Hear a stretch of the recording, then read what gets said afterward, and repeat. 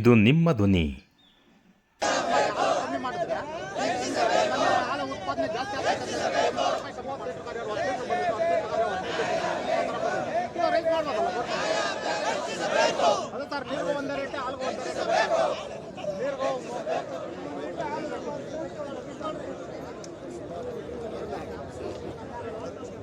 ಪ್ರಸ್ತುತ ಸರ್ಕಾರ ನೀಡುತ್ತಿರುವ ಪ್ರತಿ ಲೀಟರ್ಗೆ 5 ರೂಪಾಯಿ ಪ್ರೋತ್ಸಾಹಧನದಿಂದ 15 ರೂಪಾಯಿಗೆ ಹೆಚ್ಚಿಸಲು ಕೋರುತ್ತಿದ್ದೇವೆ. ಪಶು ಆಹಾರ ಬೆಲೆಗಳು ನಿರಂತರವಾಗಿ ಏರಿಕೆಯಾಗುತ್ತಿರುವುದರಿಂದ ರೈತರಿಗೆ ಕೈಗೆಟುಕುವ ದರದಲ್ಲಿ ನಂದಿನಿ ಪಶು ಆಹಾರ ದೊರೆಯುವಂತೆ ಸರ್ಕಾರದಿಂದ ಮತ್ತು ಕೆಎಂಎಫ್ ವತಿಯಿಂದ ಪಶು ಆಹಾರ ಮಾರಾಟಕ್ಕೆ ವಿಶೇಷ ಸಹಾಯಧನ ಸಬ್ಸಿಡಿ ನೀಡಬೇಕೆಂದು ಕೋರುತ್ತಿದ್ದೇವೆ. ಮೇಲ್ಕಂಡ ಬೇಡಿಕೆಗಳನ್ನು ಮಾನ್ಯ ಮುಖ್ಯಮಂತ್ರಿಗಳು, ಮಾನ್ಯ ಸಹಕಾರ ಸಚಿವರು ಹಾಗೂ ಸಂಬಂಧಿಸಿದ ಸರ್ಕಾರದ ಇಲಾಖೆಗಳ ಗಮನಕ್ಕೆ ತುರ್ತಾಗಿ ಸಲ್ಲಿಸಿ ರೈತರ ಹಿತದೃಷ್ಟಿಯಿಂದ ಅಗತ್ಯ ಕ್ರಮ ಕೈಗೊಳ್ಳುವಂತೆ ಸರ್ಕಾರಕ್ಕೆ ಶಿಫಾರಸು ಮಾಡಬೇಕಾಗಿ ಕೋರುತ್ತೇವೆ. ಹೈನುಗಾರಿಕೆಗೆ ರೈತರಿಗೆ ಕೇವಲ ಒಂದು ಉದ್ಯೋಗವಲ್ಲ, ಅದು ಸಾವಿರಾರು ಕುಟುಂಬಗಳ ನಿತ್ಯ ಜೀವನಾಧಾರವಾಗಿದೆ. ರೈತರ ಶ್ರಮಕ್ಕೆ ನ್ಯಾಯಯುತ ಪ್ರತಿಫಲ ದೊರೆಯುವಂತೆ ಮಾಡಿ ಹೈನುಗಾರಿಕೆಯನ್ನು ಉಳಿಸಲು ತಮ್ಮಲ್ಲಿ ಕಳಕಳಿಯಾಗಿ ಪ್ರಾರ್ಥಿಸುತ್ತಿದ್ದೇವೆ. ಮತ್ತೆ ಇದಕ್ಕೆ ಸಂಬಂಧಪಟ್ಟಂಗೆ ಬೇರೆ ರಾಜ್ಯಗಳ ಖರೀದಿ ವಿವರಗಳನ್ನು ಕೂಡ ಇದಕ್ಕೆ ಅಟೆಸ್ಟ್ ಮಾಡಿ ಕೊಟ್ಟಿದೆ. ಇದನ್ನ ಪ್ರಾಮಾಣಿಕವಾಗಿ ಅವರು ಸ್ಪಂದನೆ ಮಾಡಿ ರೈತರಿಗೆ ಇಲ್ಲಿ ಅದು ಮೆಕ್ಕೆಜೋಳ ವಿಚಾರ ಆಗಿರ್ಬೋದು, ರಾಗಿ ಖರೀದಿ ವಿಚಾರ ಆಗಿರ್ಬೋದು, ಬೇರೆ ಏನೆಲ್ಲ ರೈತರಿಗೆ ಸಮಸ್ಯೆ ಆಗಿದೆ ವಿಚಾರದಲ್ಲಿ ಪ್ರಾಮಾಣಿಕವಾಗಿ ಅವರು ಕೆಲಸ ಮಾಡಿದ್ದಾರೆ. ಯಾಕಂದ್ರೆ ನಮ್ಮ ಜಿಲ್ಲೆಯಲ್ಲಿ ಎಂದೆಂದಿಗೂ ನೋಡದೇ ಇರ್ತಕ್ಕಂಥ ಮೆಕ್ಕೆಜೋಳ ಖರೀದಿಯನ್ನು ಸರ್ಕಾರದ ವತಿಯಿಂದ ಖರೀದಿ ಮಾಡಲಿಕ್ಕೆ ಆ ಮುಖಾಂತರ ನಮ್ಮ ಜಿಲ್ಲೆಯಲ್ಲಿ ಸಾವಿರಾರು ಜನರಿಗೆ ಇವತ್ತು ಹಿಂದಿನ ವರ್ಷ ಅನುಕೂಲ ಮಾಡಲಿಕ್ಕೆ ಅವರು ಕ್ರಮ ಕೈಗೊಂಡಿದ್ದಾರೆ. ಅದೇ ರೀತಿ ಈ ಬರಪೀಡಿತ ನಮ್ಮ ಚಿಕ್ಕಬಳ್ಳಾಪುರ ಜಿಲ್ಲೆಯಲ್ಲಿರ್ತಕ್ಕಂಥ ಎಲ್ಲ ಬೆಳೆಗಳಿಗೆ ಸರ್ ಇವತ್ತು ತೊಗರಿ ಆಗಿರ್ಬೋದು, ರಾಗಿ ಆಗಿರ್ಬೋದು, ಶೇಂಗಾ ಆಗಿರ್ಬೋದು, ತಾವೆಲ್ಲ ಕೂಡ ಒಂದು ಪರಿಹಾರ ಧನ ನೀಡಲಿಕ್ಕೆ ತಾವೆಲ್ಲ ಕ್ರಮ ತಗೊಂಡಿದ್ದೀವಿ ಸರ್. ಆದ್ರೆ ಹೈನುಗಾರರಿಗೆ ಯಾವುದೇ ರೀತಿ ಪರಿಹಾರ ಕೊಡಲಿಕ್ಕೆ ನಮಗೆ ಮಾಹಿತಿ ಇಲ್ಲ ಸರ್. ಹೈನುಗಾರರಿಗೂ ಈ ಜಿಲ್ಲೆಯಲ್ಲಿರ್ತಕ್ಕಂಥ ಹೈನುಗಾರರಿಗೂ ಈ ಬರಪೀಡಿತ ಸಂದರ್ಭ ಆಗಿರೋದ್ರಿಂದ ಯಾರೆಲ್ಲ ರೈತರಿಗೆ ಇವತ್ತು ಹಾಲು ಉತ್ಪಾದನೆ ಮಾಡಿ ಡೈರಿಗೆ ಹಾಲು ಸರಬರಾಜು ಮಾಡ್ತಾ ಇದ್ದಾರೆ ಅವರಿಗೆ ಒಂದು ವಿಶೇಷ ಪ್ಯಾಕೇಜ್ ಮುಖಾಂತರ ನಮ್ಮ ಜಿಲ್ಲೆಯ ರೈತರಿಗೆ ಅನುಕೂಲ ಮಾಡಿಕೊಡ್ಬೇಕು ಅಂತ ಈ ಸಂದರ್ಭದಲ್ಲಿ ಬೇಡಿಕೆಗೆ ಒಂದು ಸೇರಿಸಿ ತಮ್ಮಲ್ಲಿ ಈ ಮನವಿ ಪತ್ರವನ್ನು ನಮ್ಮೆಲ್ಲ ಮುಖಾಂತರ ತಮಗೆ ಕೊಡ್ತಾ ಇದ್ದೀವಿ.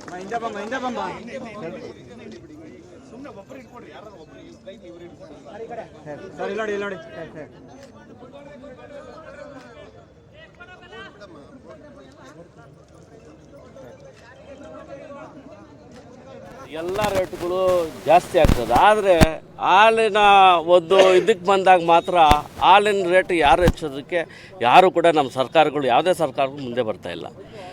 ಈ ಹಾಲನ್ನ ನಾವು ಶೋಷಣೆ ಮಾಡ್ತಾಯಿದ್ದಾರೆ ಅಂತ ತಪ್ಪಾಗಲಿದೆ. ಯಾಕಂದರೆ ಇವಾಗ ಪೆಟ್ರೋಲು ಡೀಸೆಲ್ ದರ 10 ರೂಪಾಯಿ 15 ರೂಪಾಯಿ ಆದಾಗ ಆಟೋಮೆಟಿಕ್ಕಾಗಿ ನಾವು ಅದರ ಆಧಾರದ ಮೇಲೆ ಇರೋದು. ಇವತ್ತು ಹಾಲಿನ ಶೇಖರಣೆಯಿಂದ ಮಾರಾಟ ತನಕ ಕೂಡ ನಾವು ಒಂದು ಆಧಾರದ ಮೇಲೆ ಡೀಸಲ್ಲು, ಪೆಟ್ರೋಕೆಮ್ ನಮ್ಮ ಕಚ್ಚಾ ವಸ್ತುಗಳು ಕೂಡ ಇವತ್ತು 25ರಿಂದ 30% ಜಾಸ್ತಿ ಆಗಿದೆ. ಇವಾಗ ಆಗಲೇ ಎಲ್ಲ ಒಕ್ಕೂಟಗಳಿಗೂ ಸೇರಿ ಇವತ್ತು ನಾವು ಸರ್ಕಾರಕ್ಕೆ ನಾವು ಕೂಡ ಮನವಿನ ಹೇಳಿದ್ದೀವಿ. ನಮ್ಮ ಜನಪ್ರತಿನಿಧಿಗಳು ಎಲ್ಲರೂ ಕೂಡ ಇವತ್ತು ಇವಾಗಲೇ ಪ್ರಸ್ತಾವನೆಯನ್ನು ಕೊಟ್ಟಿದ್ದೀವಿ. ನಮಗೆ ಒಂದು 10ರಿಂದ 15 ರೂಪಾಯಿ ಮಾರಾಟ ಬೆಲೆ, ನಮಗೇನು ಮಾರಾಟ ಬೆಲೆ ಹೆಚ್ಚಿಗೆ ಮಾಡಿದಾಗ ಅದು ರೈತರು ನೇರವಾಗಿ ರೈತರಿಗೆ ಹೋಗುತ್ತೆ. ಆ ಮಾರಾಟ ಬೆಲೆ ನಾವು 45-46 ರೂಪಾಯಿ ಅಂತ ಇಟ್ಟಾಗ ಅದನ್ನು ನಾವು ರೈತರಿಗೆ ಯಾವ ಥರ ಕೊಡಬೇಕು ಅಂತ ನಿಮ್ಗೆ ಎಲ್ರಿಗೂ ಗೊತ್ತಿದೆ. ಆದ್ದರಿಂದ ನಾವೆಲ್ರಿಗೂ ಕೂಡ ಇವತ್ತು ಸರ್ಕಾರಕ್ಕೆ ಬೇಡಿಕೆ ಇಟ್ಟಿರೋದು ಹಾಲಿನ ಮಾರಾಟ ದರ ನಮಗೆ ಪ್ರೋತ್ಸಾಹಧನ ಜೊತೆಗೆ ಹಾಲಿನ ಮಾರಾಟ ಕೂಡ ದರ ಕೂಡ ನಾವು ಹೆಚ್ಚಿಸಬೇಕಾದ ಪರಿಸ್ಥಿತಿ ಅನಿವಾರ್ಯತೆ ಇವತ್ತು ನಿರ್ಮಾಣ ಆಗಿದೆ. ಇವತ್ತು ಬೇರೆ ರಾಜ್ಯಗಳು ಕಂಪೇರ್ ಮಾಡಿದಾಗ 60 ರೂಪಾಯಿ ಕಮ್ಮಿ ಯಾವುದು ಕೂಡ ರಾಜ್ಯದಲ್ಲಿ ಮಾರಾಟ ಬೆಲೆ ಇಲ್ಲ. ಆದರೆ ನಮ್ಮ ಕರ್ನಾಟಕದಲ್ಲಿ ಮಾತ್ರ 46 ರೂಪಾಯಿ. ಯಾಕೆ ಒಂದು ನಿರ್ದಿಷ್ಟವಾದ ನಮ್ಮ ಕಂಟ್ರೋಲ್ ಮಾಡ್ತಾ ಇದ್ದೀರಾ ನಮ್ಮ ಒಕ್ಕೂಟಗಳನ್ನು? ನಾನು ಸರ್ಕಾರಕ್ಕೆ ಮನವಿಯನ್ನು, ಒಂದು ಪ್ರಾರ್ಥನೆಯನ್ನು ನಿಮ್ಮ ಮುಖಾಂತರ ನಾನು ಹೇಳೋಕ್ಕೆ ಇಷ್ಟಪಡ್ತಾ ಇದ್ದೀನಿ.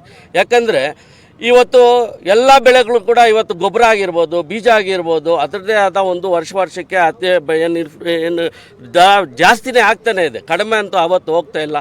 ಹಾಲಿನ ಮಾರಾಟ ದರದಲ್ಲಿ ಮಾತ್ರ ಇವತ್ತು ಕೂಡ 3 ವರ್ಷದಿಂದ ಹಂಗೆ ಇದ್ದಾರೆ. ಆದ್ದರಿಂದ ನಮಗೆ ನಷ್ಟ ಒಕ್ಕೂಟಗಳಿಗೂ ಆಗ್ತಾಯಿದೆ. ಅದರಿಂದ ಒಕ್ಕೂಟಗಳಿಗಿಂತ ರೈತರು ಭಾಳ ನಷ್ಟ ಅನುಭವಿಸ್ತಾ ಇರೋ ಅಂತ ಹೇಳೋಕ್ಕೆ ಇಷ್ಟಪಡ್ತೀನಿ. ಜನವರಿ ಫೆಬ್ರವರಿಯಲ್ಲೇ ಪ್ರೋತ್ಸಾಹಧನ 3,500 ರೂಪಾಯಿ ಪ್ರತಿ ಎಕರೆಗೆ, ಬೀಜ ಕೂಡ 50% ನಾವು ಕೊಟ್ಟಿದ್ದೀವಿ. 1500 ಕ್ವಿಂಟಾಲು ನಾವು ಫ್ರೀಯಾಗಿ ಅಂದರೆ 50% ದರದಲ್ಲಿ ನಾವು ಇವಾಗ ಬಿತ್ತನೆ ಮಾಡಿದ್ವಿ. ಅದನ್ನು ಇವಾಗ ಬಾಲ್ ಬರ್ತಾ ಇದೆ ಅಂದರೆ ನಮಗೆ 5.5 ಲಕ್ಷ ಲೀಟ್ರು ಅದರಿಂದನೇ ಬರ್ತಾ ಇದೆ. ಮಳೆ ಇಲ್ವಲ್ಲ, ಇವಾಗಲೂ 2,500 ಕ್ವಿಂಟಾಲ್ ನಾವು ರೈತರಿಗೆ ಕೊಟ್ಟಿದ್ವಿ. ಆದರೆ ಮಳೆ ಇಲ್ಲ, ಪ್ರಕೃತಿಯಿಂದ ವಿಕೋಪದಿಂದ ಇವತ್ತು ನಾವು ಬರಗಾಲಕ್ಕೆ ತುತ್ತಾಗಿದ್ದೀವಿ. ಅದಕ್ಕೆ ನೀವು ಸರ್ಕಾರ ಒಂದು ಬರಗಾಲ ಅಂತ ಘೋಷಣೆ ಮಾಡಿದಾಗ ಅವರು ಏನನ್ನ ಕಾರ್ಯಕ್ರಮಗಳು ನಮ್ಮ ಜೊತೆಗೂಡಿದ್ರೆ ರೈತರು ಕೂಡ ಅನುಕೂಲ ಆಗುತ್ತೆ ಅಂತ ನಾನು ಹೇಳಕ್ಕೆ ಇಷ್ಟಪಡ್ತೀನಿ. ರೈತರು ಹಾಲುದ್ಯಮಕ್ಕೆ ಪ್ರೋತ್ಸಾಹಧನವಾಗಿ ಕೊಟ್ಟಿದ್ದೀರಾ, ಸೊ ನೀವೇ ಯಾಕೆ ಕೊಡಬಾರ್ದು? KMF ಇಂದ ಆಗಲಿ ಚಿಮುಲಿ ನಾವು ಕೊಡ್ತಾ ಇದ್ದೀವಿ. ನಾವೇ 33,500 ರೂಪಾಯಿ ಪ್ರತಿ ಎಕರೆಗೆ ಪ್ರೋತ್ಸಾಹಧನ 1 ಎಕರೆ ಕೊಡ್ತೀವಿ. ಹಾಲಿಂದು ಇವಾಗ ನಾವು ನಮ್ಮ ಮಾರಾಟ ದರ ಹೆಚ್ಚಬೇಕಲ್ಲ. ಮಾರಾಟ ದರ ಯಾವಾಗ ಜಾಸ್ತಿ ಮಾಡಿದ್ರೆ ಅದರಲ್ಲಿ ಬರೋದು ನೇರವಾಗಿ ರೈತರಿಗೆ ಹೋಗುತ್ತೆ. ಮಾರಾಟ ದರ ಇಲ್ಲ ಇದ್ದಿದ್ರೆ ಮಾರಾಟ ದರ ಹೆಚ್ಚಿಗೆ ಮಾಡ್ದಿರಾ ನೀವು ರೈತರಿಗೆ ಕೊಡಿ ಅಂದರೆ ಯಾವ ರೀತಿ ಹೇಳ್ಕೊಡೋಕ್ಕಾಗುತ್ತೆ ಅಂತ ನಿಮಗೂ ಗೊತ್ತಿದೆ.